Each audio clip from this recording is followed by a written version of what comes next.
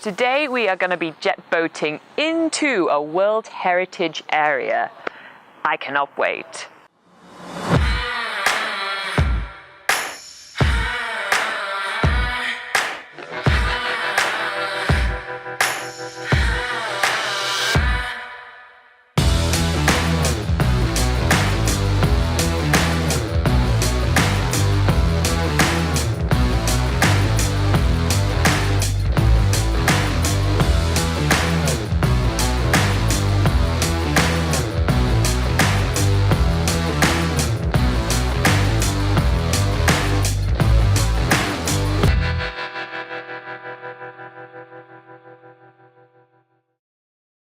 This morning, this is at Hannah's Clearing that we are meeting the team from Wayne's Waiatoto River Safari, and we are making our way toward one of the most pristine areas of New Zealand, the Mount Aspiring National Park. The Mount Aspiring National Park is not only a national treasure here in New Zealand, it's also an international treasure. In fact, it's a UNESCO World Heritage Area protected under the UNESCO agreement. This is on the same level than the Pyramid of Giza and the Amazon rainforest. It's crazy amazing. The 2.5-hour tour is taking us on a unique journey from the ocean to the Southern Alps. In fact, it's only 30 kilometers between the mountains and the ocean, but it is such an isolated journey to get there, and that's why we are taking a special mode of transport, which is a jet boat. The jet boat is the perfect way to get into the Mount Aspiring National Park this quickly, thanks to the design of this boat, which allows it to go on water as little as 30 centimeters deep. Wayne stops the boat to give us a little bit more of an insight on the national park that we are visiting right now. It is rich of an amazing array of wildlife, including the Haast brown kiwi, which is one of the very rarest kiwi birds. And as he's talking to us about it, we actually meet some people from the Department of Conservation that just show up, say hi to Wayne, which often does some work for the Department of Conservation as well. It's a super way to learn more about the conservation in the area, to actually spend time with people that are working on that every single day. But the national park isn't just home to the Haast brown kiwi, it's also home to other native New Zealand species like the kakariki, which is a New Zealand parrot, or the takahe, or even this carnivorous snail called the polyphanta.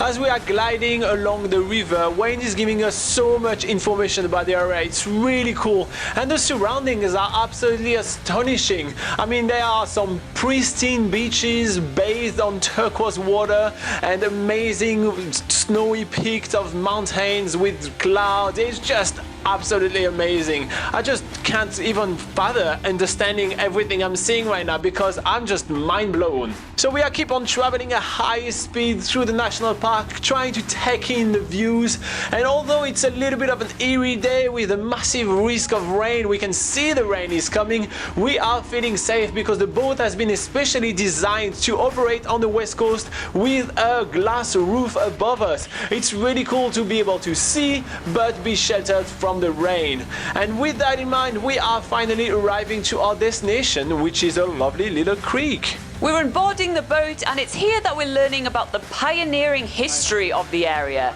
Farmers actually used to come to this remote place to do their farming, but also to hunt for deer and pigs.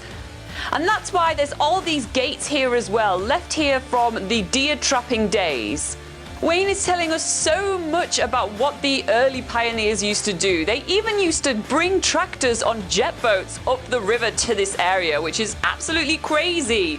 But after some good snacks, tea and cakes, we are heading back on the boat back onto the Waiatoto River. The Waiatoto River is very significant to the local Maoris because it's extremely rich in punamu, which is the local greenstone. I find these two to be a really cool mix between discovery and transportation throughout the national park. It's really far from the thrilling kind of jet boats that you're usually sold to in Queenstown. But that's not without a few near misses with tree trunks, which makes it a little bit of a thrill anyway.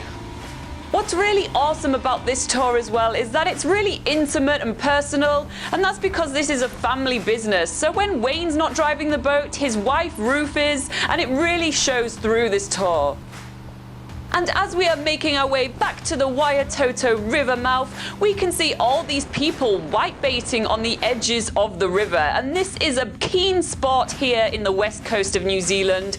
People are fishing for whitebait so that they can sell it as food, because it is a real cuisine here in the west coast. But Wayne has another surprise in mind for us. He actually stops us in the middle of the Waiatoto Lagoon. He stops the engine and we can hear the massive amount of birds in the area. It was really cool.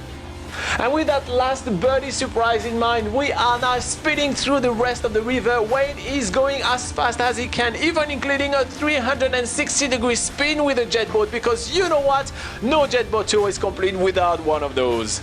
It was a really awesome tour, and Laura and I are still buzzing about it. She's actually, in fact, so keen to tell you guys about this tour that she's on her phone while I'm driving to write about it on backpackerguide.nz. It was really awesome, and back at wilderness accommodation for a nice dinner. Tomorrow we are leaving Haast and we're driving all the way through the stunning Haast Pass. We're going to stop at Thunder Falls Creek, we're going to stop at some other viewpoints, we're going to stop at the Haast Blue Pools, and we're going to be finishing our day in Wanaka, in one of the best hostels I have been in this country. It's called Wanaka Backpacker. And we're staying there for 6 days because Wanaka has a lot to offer. So see you tomorrow.